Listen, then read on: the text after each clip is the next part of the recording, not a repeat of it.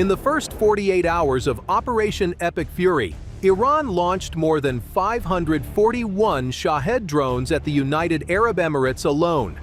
Not total, at one country. By the end of the first week, estimates put Iran's total drone launches across all targets at close to 2,000. Each Shahed 136 costs somewhere between $20,000 and $30,000 to build. Each Patriot pack 3 missile fired to stop one costs $4 million. Each THAAD interceptor costs $15 million. 2,000 drones. Do the math. Now keep going, because the math is the whole story. Iran did not build a drone program, Iran built a calculator.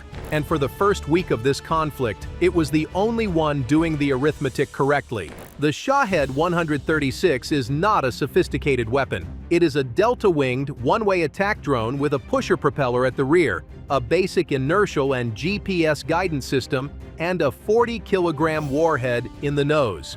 It flies at roughly 185 kilometers per hour, slower than a Second World War fighter. It is not stealthy. It cannot maneuver aggressively to evade interceptors. It is, in engineering terms, simple.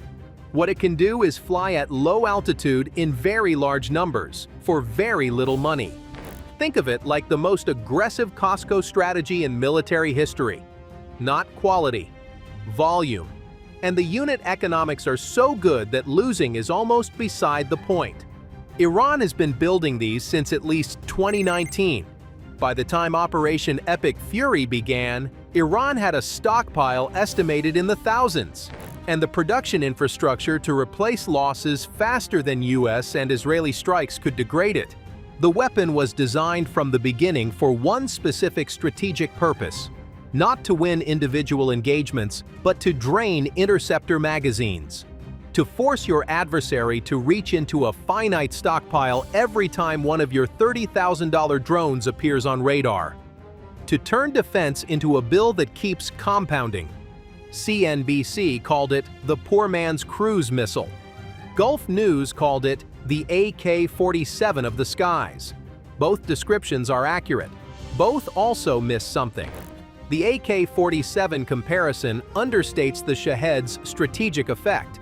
A $30,000 drone that forces a Patriot battery to expend a $4 million interceptor is not just a cheap weapon, it is a 130 times leverage instrument. Every one that flies is Iran printing money, your money, on the way to the target. In the first 100 hours of Operation Epic Fury, the United States spent an estimated $3.7 billion on the campaign. According to analysis from the Center for Strategic and International Studies, that is roughly $900 million per day. Put that in terms that don't require a defense budget to visualize. $900 million per day is about what it costs to build a mid-size American hospital every day. That money was burning in the skies over the Gulf and the Red Sea while Iran's drones flew and American interceptors flew back. US and allied air defenses reported a 90+% interception rate over Bahrain and the UAE. That number sounds like a win. In military terms, mostly it is. But interception rate is not the only metric that matters. What matters alongside it is interceptor inventory. How many PAC-3 missiles and THAAD rounds exist in the regional stockpile, and how quickly they can be replaced. Those numbers are classified. The concern behind them is not. Multiple defense analysts have publicly raised the same question. Will Iran drain certain US interceptor stocks before this campaign concludes? The US has never fought a war that consumed Patriot interceptors at this rate. One incident captures the economics of this problem in a single data point that is genuinely hard to sit with. A Shahed drone that cost Iran approximately $30,000 successfully struck a USAN/TPS-59 radar installation. The radar it destroyed was worth roughly $300 million, 10,000 times return on investment, for a weapon built in a factory in Shahed. If you ran a hedge fund with those numbers, you'd be on the cover of every magazine in the world.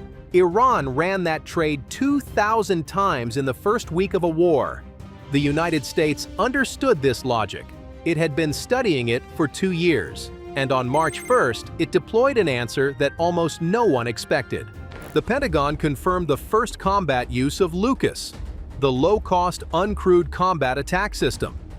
A $35,000 reverse-engineered clone of Iran's own Shahed 136, built from tear-down analysis of captured airframes, deployed against Iranian radar and air defense infrastructure. Iran built a $30,000 weapon designed to bleed America's expensive precision missile stockpile.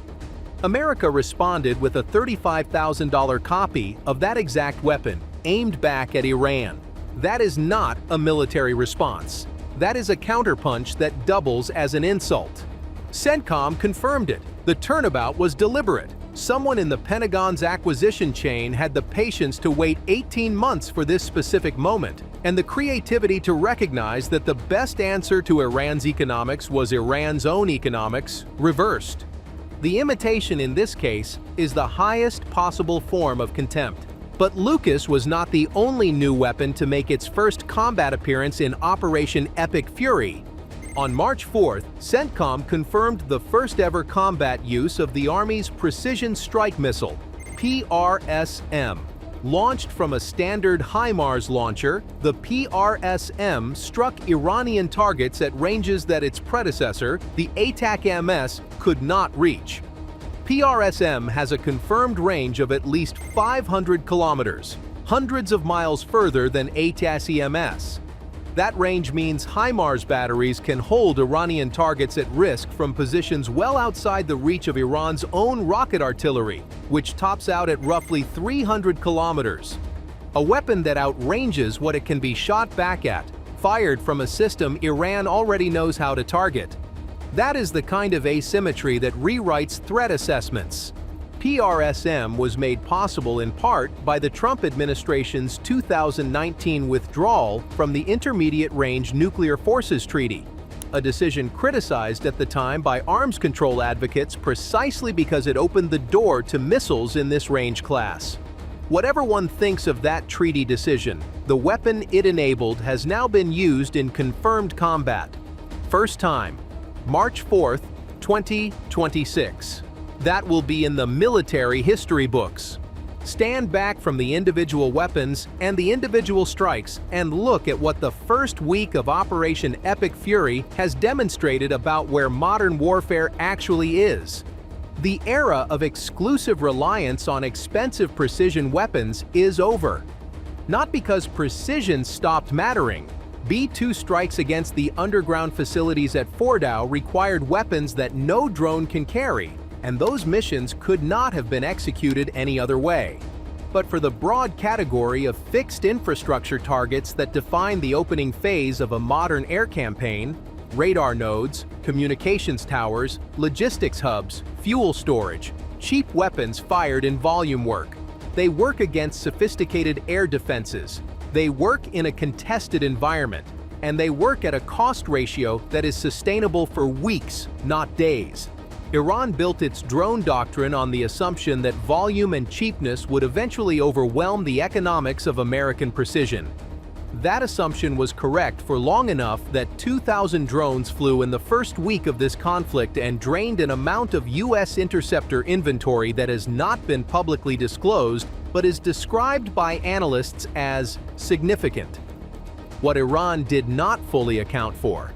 The United States had been studying that doctrine for 2 years, had reverse-engineered the core weapon, and arrived at this fight with its own version of the same answer.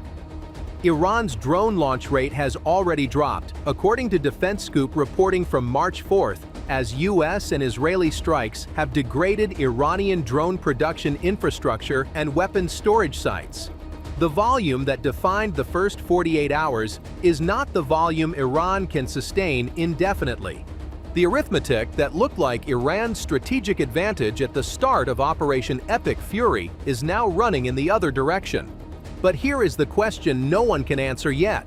How many interceptors are left in the regional stockpile? The U.S. has never burned through Patriot rounds at this rate. The manufacturing pipeline for PAC-3 missiles runs at a pace designed for peacetime. A production system that builds a few hundred missiles a year does not easily reset to meet demand from a conflict consuming them by the hundreds per week. Iran's bet, the one embedded in the Shahed program from the beginning, was that it could outlast the magazine. That even if it lost the air campaign, it could make the price high enough that no adversary would want to pay it again. Whether that bet has been broken or just delayed is the most important defense economics question of 2026. The drone swarm is no longer Iran's exclusive weapon. The question now is, who has more of them? And who can build them faster? We're going to find out.